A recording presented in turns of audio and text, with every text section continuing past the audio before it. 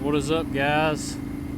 Haven't posted a video in a few weeks since the Dualsporting the Free State ride. Been on 2 family vacations, so I've been a little busy, but we are back at it now, and just getting out. Nothing crazy, nothing too far from home, but showing another guy around the area who just picked up a bike and actually doesn't live very far from me. So we decided we would get out and go for a little spin. So anyway, testing out some new gear today. I'm running a Camelback, nothing special, just a cheapo from Walmart. But it's something I've never used in my entire life, doing any activity. So I figured I'd give it a shot. Can't hurt if I don't like it. I'm only out 20 bucks. And then I've also ended up flipping the, I almost said DJI, the Action 3 up there. Ended up flipping it upside down. I really didn't like in that Free State ride how anytime I was sitting, it was kind of, just had that white bar right there. The white camera was a little high in the view, and I didn't care for that too much, so we're going to try running it the other way around, and hopefully that still gives a good angle. Ideally, I'd like to have an angle that's high enough that you can kind of see behind me, but at the same time it doesn't cut my head off whenever I go to standing.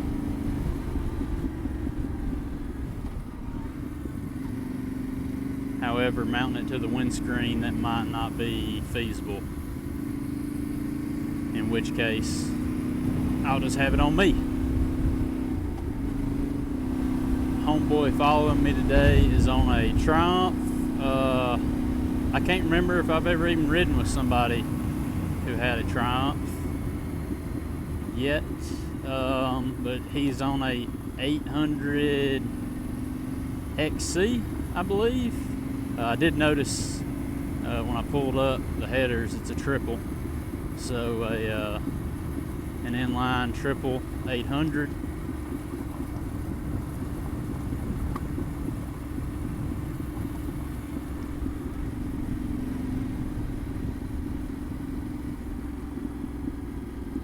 Said he's just a leisurely rider, so I don't know if he's being modest.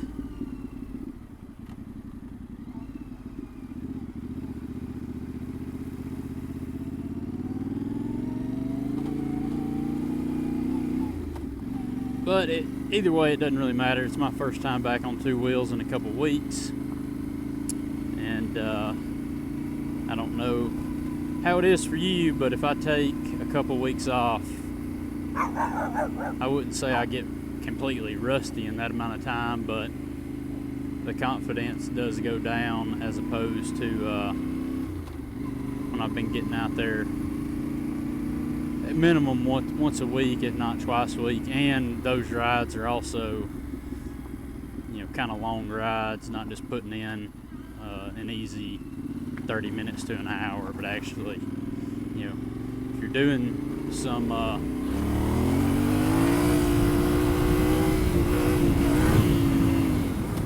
doing some good distances and you're in the saddle for a long time, and you do that a few weeks in a row or on some kind of regular schedule or something, you really start to get honed in. So I ain't got no reason to push it anyway.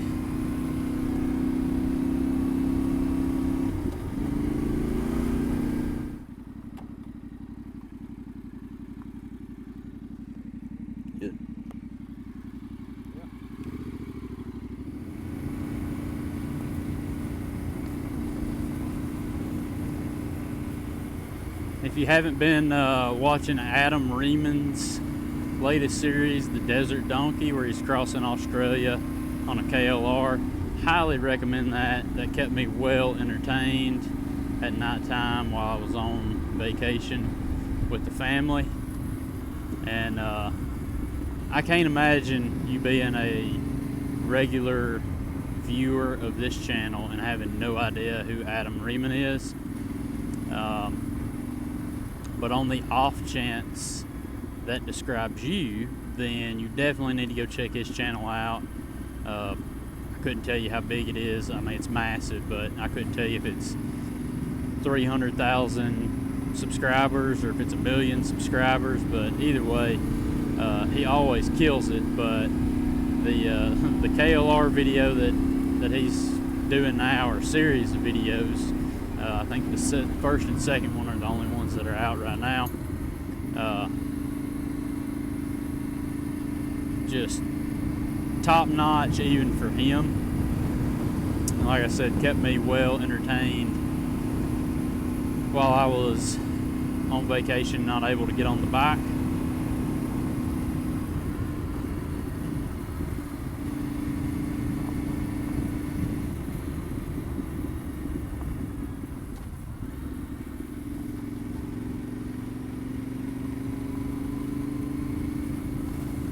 So go check that out if that's not something you've seen.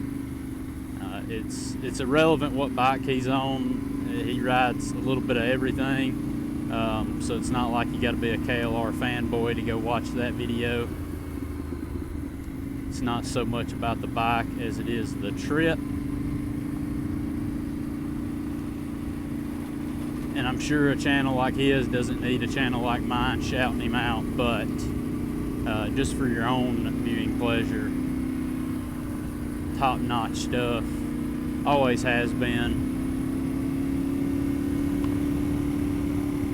Definitely one of my go-to favorite YouTube channels to watch, whether he's riding dirt bikes or riding ADV bikes. He could do a video on a crotch rocket and I'd tune in and watch it just because it's him.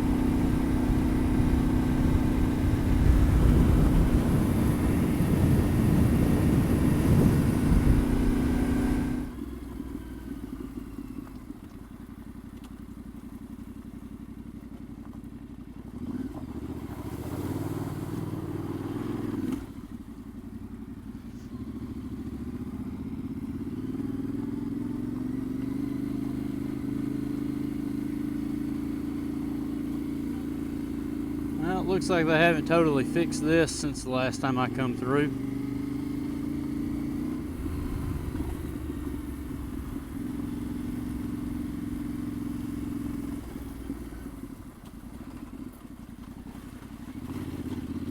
Yeah, right through here is where it was just completely annihilated.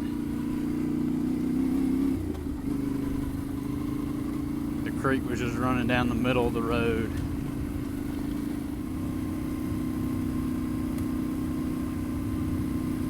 One thing I did want to talk about, there's been a lot of excitement about the DRZ 4S and KTM 390 Enduro and new 390 Adventure.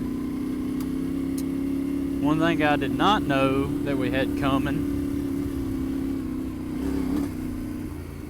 was Beta's got a new 350cc Dualsport coming that's not just a street legal version of the Woods race bike, but an actual dedicated Dualsport. 350 cc's, 35 horsepower, 300 pounds. I'm rounding some of these numbers, like the exact weight is I think 309. The horsepower number was 35 on the nose. Displacement 350, 347. 6-speed gearbox. It has a conventional front fork on it, 43 millimeter diameter, I do believe it said. You can get it in a 1917 wheel combo, or the more desirable to me would be the 2118 combo. So you can have it in either flavor for the same price, and that price would be $64.99. So I know that Europe and some other markets already had this bike in the past, but I think it's the first time it's coming to the United States.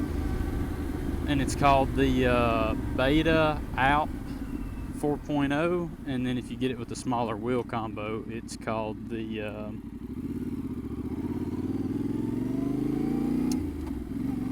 RS. Don't quote me on that. I know for a fact I'm screwing up the name, but Beta Alp ALP 4.0. Give that a goog and see what you think about that. That's something I have not heard anyone mention at all, and I just saw the commercial during the Saturday's motocross race at Thunder Valley, and like I said, I had no idea it was coming, so good to see that we're at least getting it.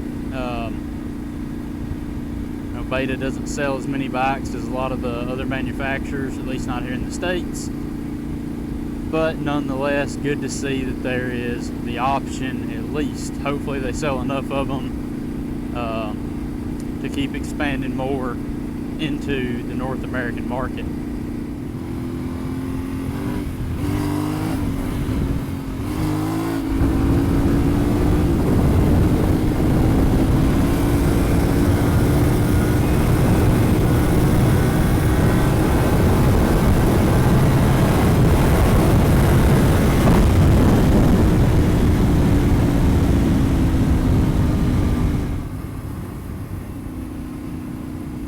Well, I hope everybody's having a good riding season.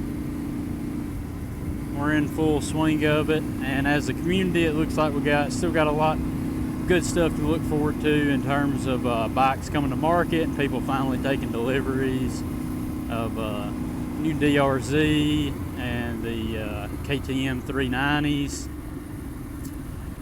Like I said, we got the new Beta coming, which I had no idea about until yesterday. Really this morning, honestly. I finished watching the race this morning. That's where I saw the commercial for that thing. So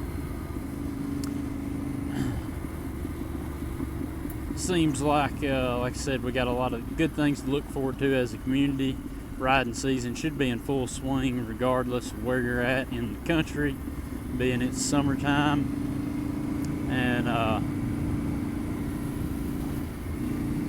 we're just going to finish this ride out. I'll keep the camera rolling in case something sketchy happens. I can maybe catch it on camera and include it in the video.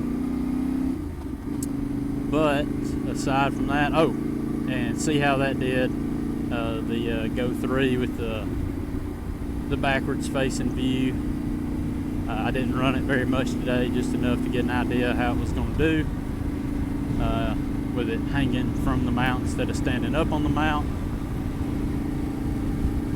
And yeah, as far as the channel, I don't have too much to say. I don't have too much big in the works right now. You know, I teased maybe getting rid of the T7 and stuff, and I think I've just decided to keep it.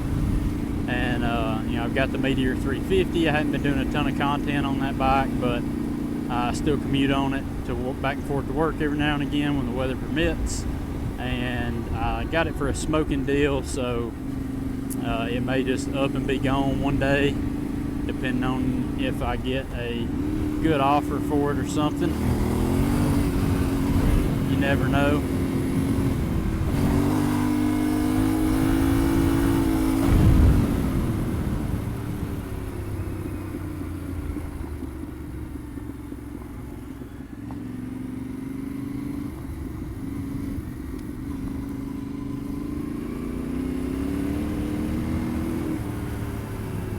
but I got a really good deal on it, so it wasn't meant to be a very long-term bike. Just probably flip it for a profit after I ride it and enjoy it for a little bit.